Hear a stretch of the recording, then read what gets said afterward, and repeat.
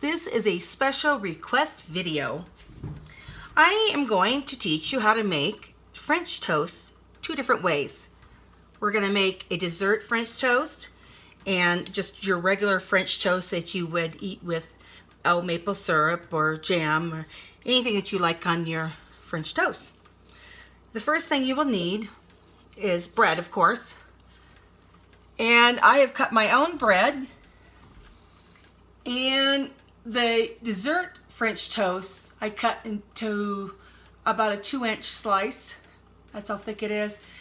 And this one for the regular is just about a 1-inch slice. It's best to use day-old bread. It seems to hold up better. And for our dessert French toast, I'm going to stuff it with cream cheese and jam that's mixed together. That makes a good filling. We also have some fruit compote to put on top once we're done, and some powdered sugar.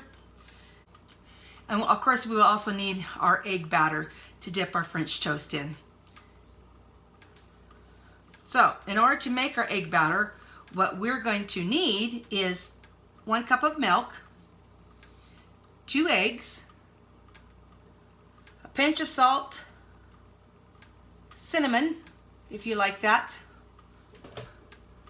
vanilla.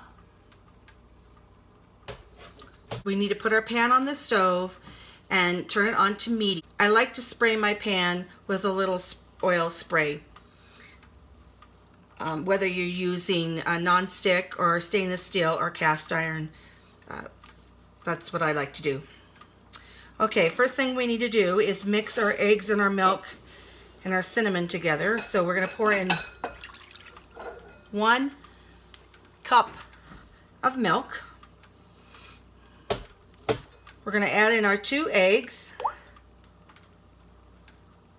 If you want to see how to crack eggs without getting the shells in the eggs, watch my how to crack an egg video. I'm going to put in a pinch of salt. A pinch of salt is just that, a pinch of salt. And I use kosher salt, not table salt. If you're going to use table salt, you'd only use half a pinch. And however much cinnamon you would like. This is where you're just going to have to experiment for yourself to determine how much cinnamon you would like in your egg mixture. All right, I put in 1/8 of a teaspoon, but you could put in much more if you would like. Let's pour in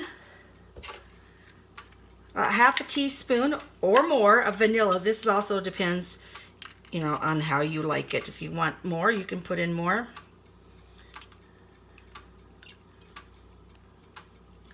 I think I'll go for the whole enchilada, as they say, and put in another half a teaspoon. So a whole teaspoon. That's what I'm going to put in mine. And now, with your handy dandy wire whisk, we're just going to mix that up. And you really, really, really want to whisk that. You want to incorporate that so that you don't see any little bits of egg. Okay, now that we have our egg and our milk and our pinch of salt and cinnamon and vanilla mixed together, and we got it all nice and whipped up, we are going to pour it into a shallow plate or pan,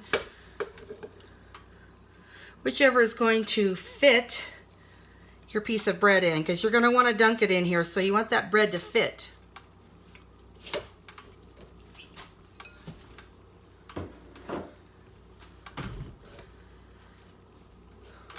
We will start with our dessert first, because it takes longer to cook, obviously.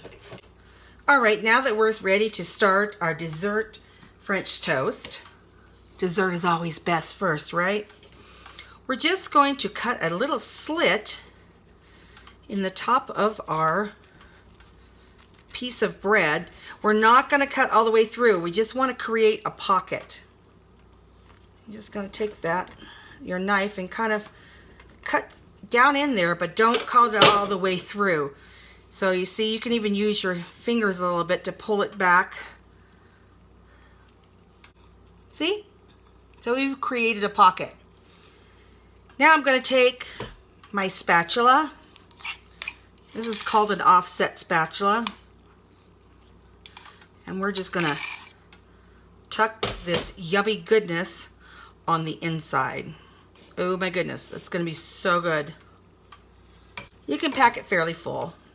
So see, you've made a pocket and you've put your stuff in there. Your yummy stuff. Okay, now we have that ready to cook. Let's set our tools aside that we don't need.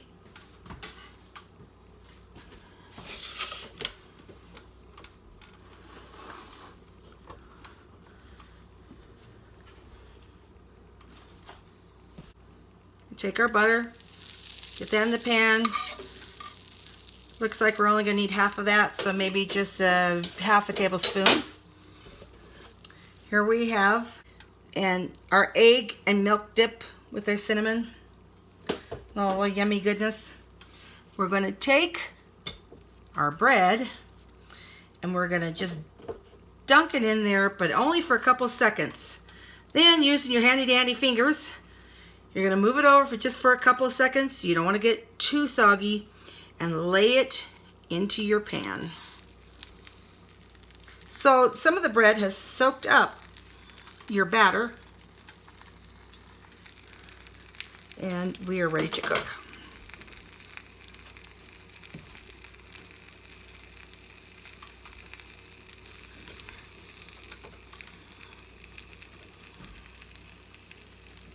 We're going to let this cook through 2 to 4 minutes per side.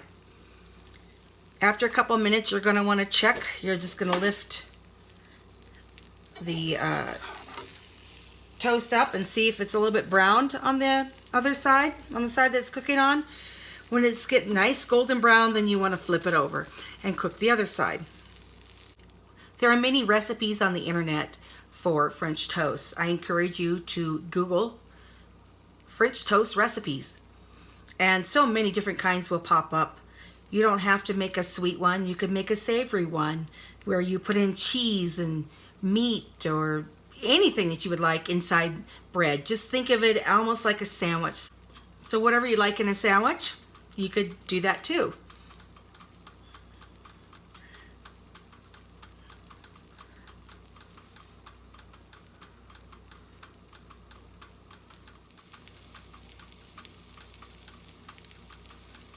If you'd like to make more than one at a time, of course you would get a bigger pan. And just be patient. It takes a while, but patience brings its rewards.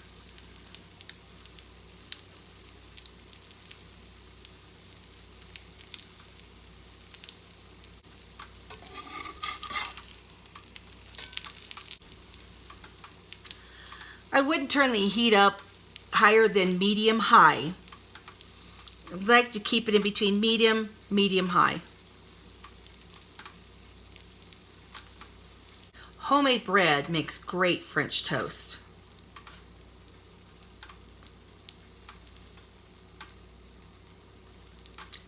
But you could use any type of bread that you have.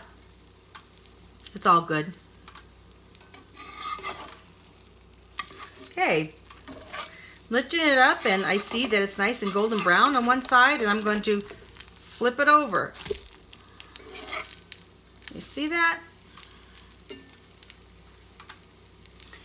Nice golden brown. And when you flip things over, you want to flip them away from your body. I'm standing over here, so I'm flipping away from my body. I'm not flipping it towards me in case there's any hot grease that wants to splatter as you drop it down into the pan. But if you flip it away from you, you won't get splattered grease on you. No one likes to get burned.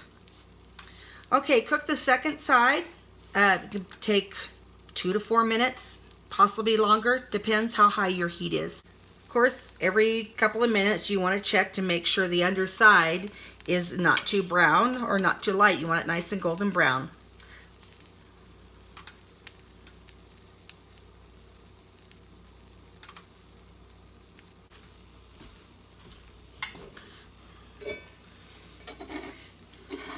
It's okay if the filling oozes out. That just means it's extra good, right?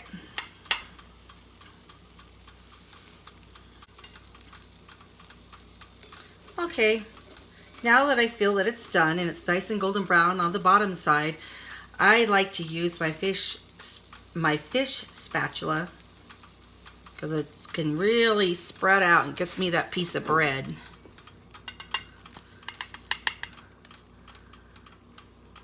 All right. Of course, we want to finish it off, right? So I'm going to put just some berries on top.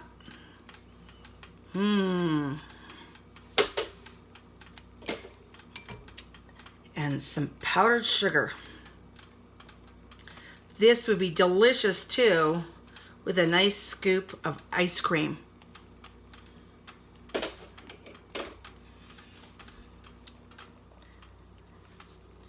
Right, let's cut into it. Okay.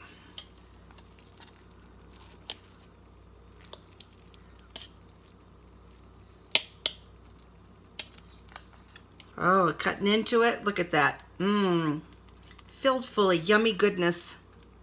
Yum.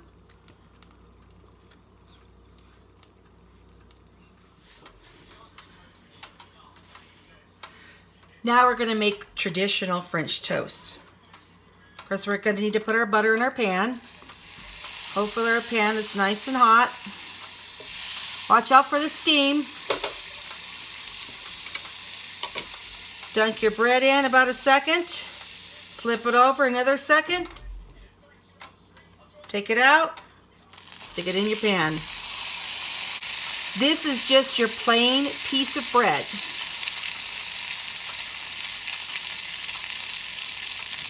And now we just wait to let it get nice and golden brown.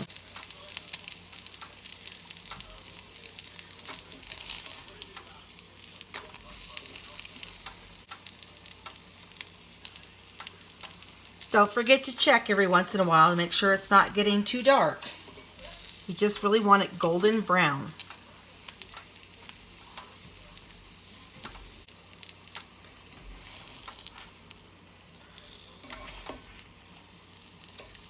Okay, the color is where I would like it to be. I'm going to pick it up with my nice fish spatula. It works great. And flip it on over. Of course, away from me, away from my body, so we don't get splattered with any grease. And we're going to let the second side cook.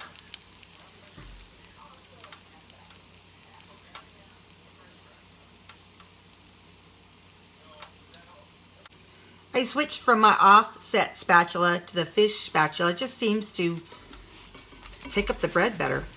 So, if you have one of these, this is great, or a regular spatula.